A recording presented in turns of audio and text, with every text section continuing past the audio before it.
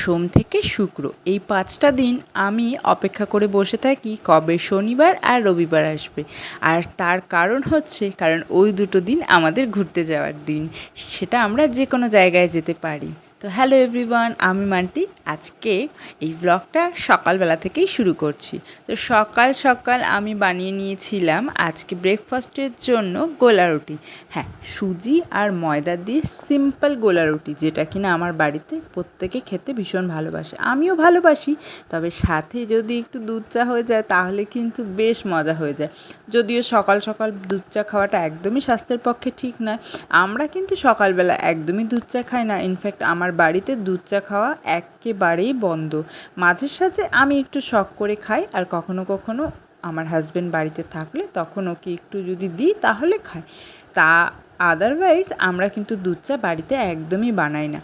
তো এই দিকে আমি সকাল সকাল গোলা রুটি বানানোর জন্য প্রিপারেশন নিচ্ছি। দেখতেই পাচ্ছ রান্নাঘরের অবস্থা একেবারে মেস হয়ে আছে, কারণ সমস্ত রান্নাবান্না শেষ হবে, কাজকর্ম শেষ হবে, তারপরে গিয়ে রান্নাঘর পরিষ্কার হবে। আর এই দিকে সকাল সকাল যিশুর সাথে আমার একটু ঝামেলা হয়ে গিয়েছিল, তো সেই জন্য যিশু আমাকে একটু সরি বলে মানানোর চেষ্টা করছিল, যেটা আমি একটু মানছিলাম না। তো বারবার করে জিজ্ঞাসা করছিল যে কত পার্সেন্ট রাগ তোমার কমেছে। ওর সাথে আমার এরকম খুনসুটি করতে ভীষণ মজা লাগে। এই যে দেখো মুখখানা কেমন করে রেখেছে। ও যতক্ষণ বাড়িতে থাকে আমার সময়গুলো যে কী করে পার হয়ে যায় আমি জানিই না। তখন মাঝে মাঝে মনে হয় 24 ঘন্টার বদলে যদি 48 ঘন্টার সময় থাকতো তাহলে বেশ হতো কিন্তু। আর ও যখন স্কুলে যায় তখন আমার সময়ই কাটতে চায় না, মনে হয় কতক্ষণে বাড়িতে আসবে। এই দিকে আমার প্যান কিন্তু গরম হয়ে গিয়েছে, তো চলো ঝটপট করে গোলা রুটিগুলো বানিয়ে ফেলি। কারণ আবার সবাইকে আমার বাড়িতে গরম গরম খাবার খেতে হয়, কেউ আবার ঠান্ডা খাবার পছন্দ করে না। আর আমি সবার শেষে ঠান্ডা খাবারগুলোই খাই, কারণ সবাইকে বানিয়ে দিতে দিতে ওই আর আমার আর সবসময় গরম খাবার হয়ে ওঠে না। আর যদিও গরম খাবার খেতে আমি একদমই পছন্দ করি না, তো সেই জন্য ঠান্ডা খাবার আমার চলে যায়। আর বাড়ির মা বউদের তো সবসময় ঠান্ডা খাবারই খেতে হয়। যাকগে, অন্য টপিকে চলে যাচ্ছি। তো সেই দিন ছিল শনিবার, আর হঠাৎ করে প্ল্যান হলো যে আজকে শনিবার দিন আমরা বেড়াতে যাব। তো তড়িঘড়ি করে ওই দিকে ভাইদেরকে ফোন করলাম, ভাইকে বললাম, বুনুকে বললাম যে চল আজকে যাবি নাকি বেড়াতে, কারণ আমাদের মাঝে মাঝে এরকম বেড়াতে যাওয়ার প্ল্যান হয়। তো এই দিকে এখন ঘড়িতে বাজে প্রায় 11:15, আর এখন আমি নিয়ে বসেছি ওই যে বললাম দুধ চায়ের সাথে গোলা রুটি, আমার কিন্তু বেশ মজা লাগে খেতে। তো সেটাই নিয়ে বানিয়ে বসে পড়েছিলাম। যদিও আজকে তাড়াতাড়ি খাওয়ার প্ল্যান রয়েছে, কারণ আমরা 2টোর মধ্যে বের হবো, প্ল্যান করেছি 2টোর মধ্যে বেরোবো। আর এদিকে যিশু গেম খেলছে, ওর বাবা আসলে পরে ওকে একটু সুযোগ পেয়ে যায় গেম খেলার ওর বাবার সাথে সাথে। আর আদারওয়াইজ ও মোবাইল খুব একটা দেখে না, দেখেই না। তো এই যে দেখো আমরা রেডি হয়ে বেরিয়ে পড়েছি, ফটাফট স্নান দান করে খাওয়া দাওয়া করে বেরিয়ে পড়েছি। আমি, যিশু, ওর বাবা। যিশুকে হেলমেট পরাইনি, প্রচণ্ড গরম ছিল, বাট সানগ্লাসটা পরিয়ে দিয়েছি। তো এইদিকে যেতে যেতে আমাদের বাড়ির এখানে রেলগেট পড়ে গিয়েছিলো। এই রেলগেটটা বড় বিরক্তদায়ক, আধা ঘন্টা মতো রেলগেটে আটকে থাকতে হয়। তো যাই হোক, যে সেদিন যেহেতু শনিবার ছিল সেই জন্য খুব তাড়াতাড়ি কিন্তু কমে গিয়েছিল। আর আচ্ছা, তোমাদেরকে কিন্তু এখনও অবধি জানানো হয়নি যে আমরা কোথায় যাচ্ছি। হ্যাঁ, জানাবো, অবশ্যই জানাবো, কিন্তু তার আগে ভিডিওটা পুরোটা দেখতে হবে। আর যারা আমার চ্যানেলে নতুন এসেছে তারা কিন্তু আমার চ্যানেলটাকে সাবস্ক্রাইব করে দিও। আমি কিন্তু এই নতুন নতুন ব্লগিং করা স্টার্ট করেছি, তো সেই জন্য যদি কিছু ভুল ত্রুটি হয়ে যায় তাহলে সেটা নিজেদের বাড়ির মানুষ মনে করে ক্ষমা করে দিও।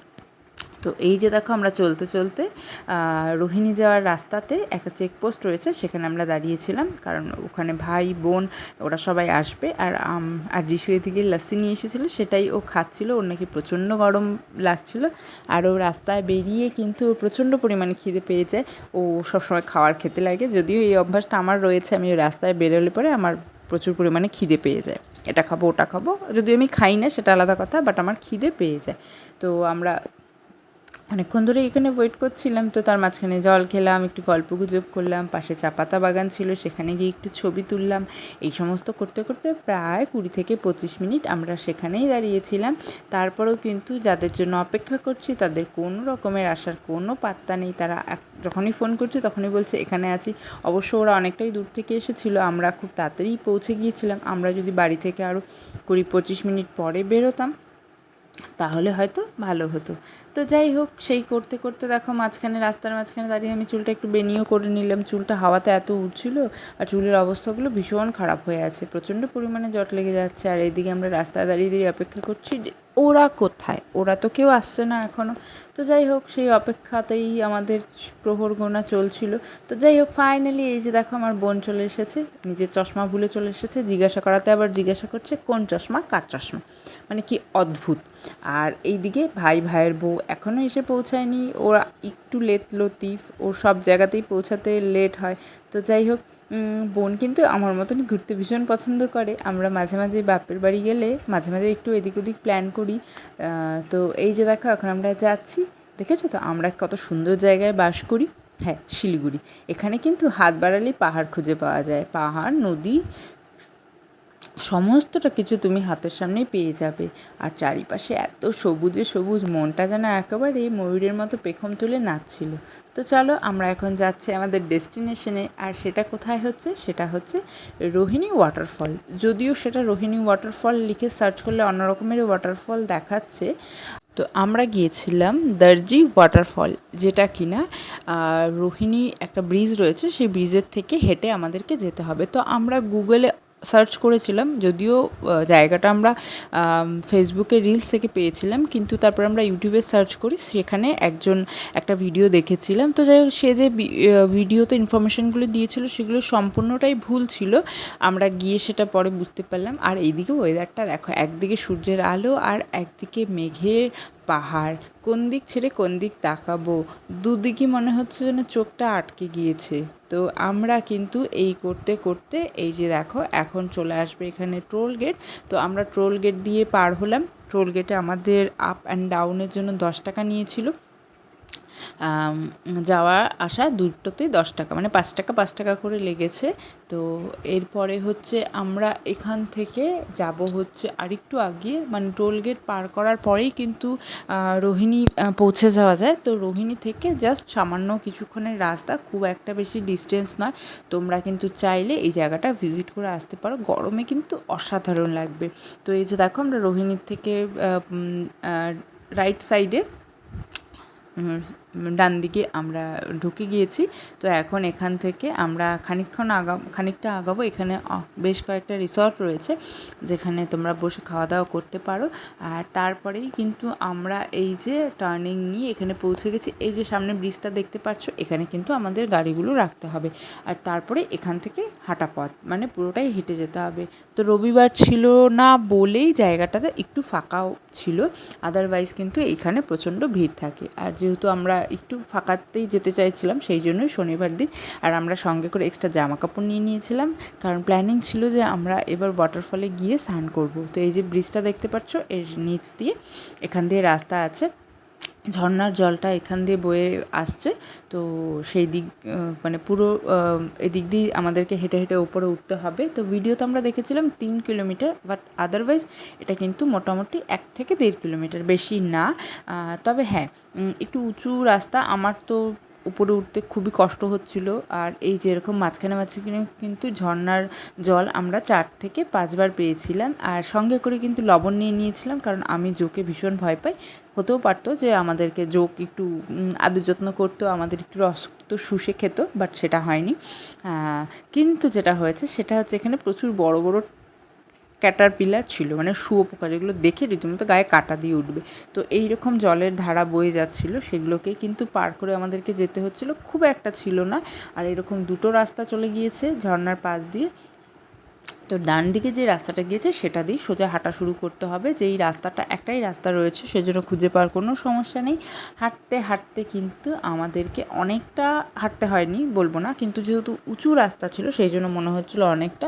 আমার তো একদম মানে প্রচণ্ড কষ্ট হচ্ছিলো আমি লাস্ট আমরা যে ট্যুর করে এসেছিলাম নাসিক, সেখানেও গিয়ে পাহাড়ে চড়তে আমার ভীষণই কষ্ট হচ্ছিলো। আমার মনে হচ্ছিলো যে আমার হার্ট একদম বেরিয়ে আসবে, সেই রকম একটা ব্যাপার হয়ে গিয়েছিলো।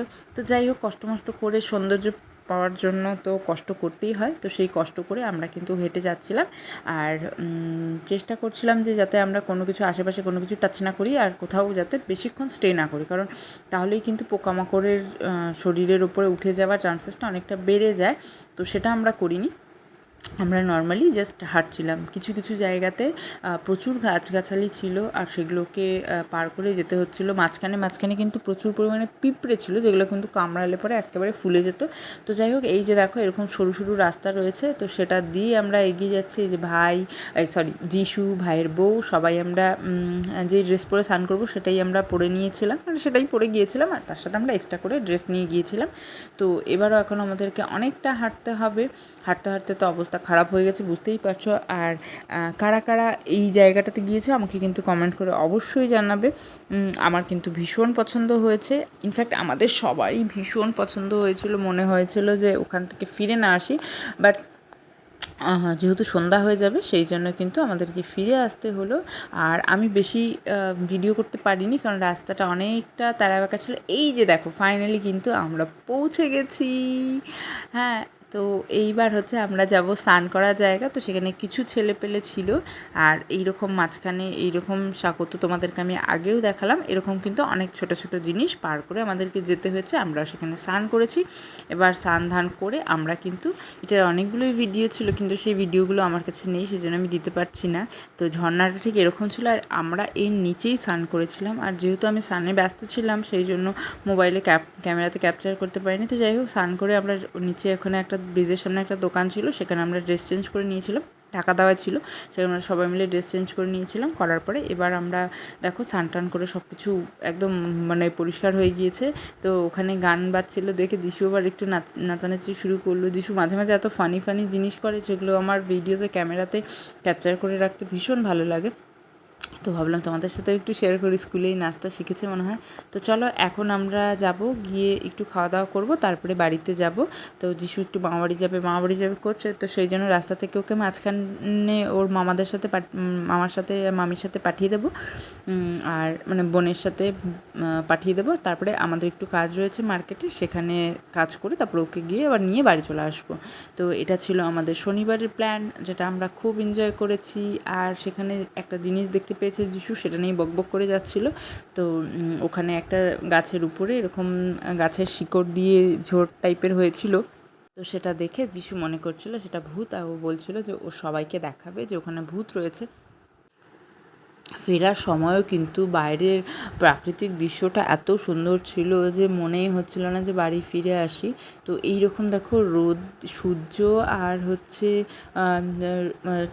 মেঘের যেন একটা খেলা করছিল। তো আমরা মধুবন পার্ক পার হচ্ছিলাম, সেখানে প্রচুর পরিমাণে বাদর ছিল। মধুবন পার্কে যারা গিয়েছো তারা জানো যে ওখানে প্রচুর পরিমাণে বাদর থাকে। আমার তো ভীষণ ভয় করে, ওরা যেভাবে লাফাঝাফা করে আমার সত্যি ভীষণ ভয় লাগে।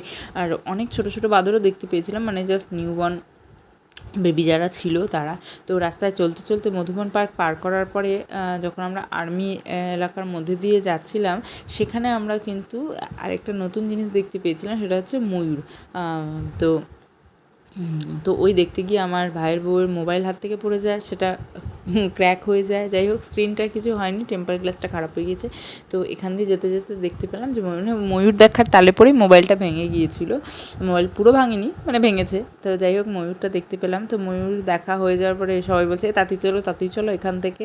তো এবার আমরা প্ল্যান হলো আমরা কী খাবো। প্রথমে প্ল্যান হলো বাড়িতে গিয়ে খাওয়া দাওয়া করবো, না আমার বাপের বাড়িতে। তো তারপরে প্ল্যান হলো না, এখানে একটা চায়ের দোকান, মানে একটা দোকান রয়েছে, সেখানে আমরা যাব ডিম ঘুগনি খেতে। তো সেখানে হচ্ছে গিয়ে ডিম ঘুগনি খাওয়ার হলো। আমি যেহেতু একদম নিরামিষ খাবার খাই, মাছ মাংস কিছু খাই না, তো বাট বর জোর করে বললো যে না, প্রোটিনটা খুব দরকারি, প্রয়োজনীয়, তুমি ডিমটা অন্তত খাও। তো সেই জন্য আমি জাস্ট ডিমটা খাওয়া শুরু করেছি। তো ডিম ঘুগনি ছিল, তার সাথে উপরে পেঁয়াজ, ধনেপাতা, আর খাওয়ারটা কিন্তু ভীষণই টেস্টি ছিল। তার সাথে ছিল চা, বিস্কিট। এইটুকুই আপাতত আমার কাছে ভিডিও ক্লিপ ছিল, তোমাদের সাথে শেয়ার করলাম। তোমাদের যদি ভালো লাগে তাহলে প্লিজ লাইক, কমেন্ট আর সাবস্ক্রাইব করে দিও। আর আমার ভিডিওতে যদি কোনো রকমের কোনো প্রবলেম থাকে, তোমাদের যদি মনে হয় সেটা আমাকে জানাবে। তো দেখা হবে অন্য আরেকটা ভিডিওতে। চলো এখানে রাখছি, টাটা, বাই বাই।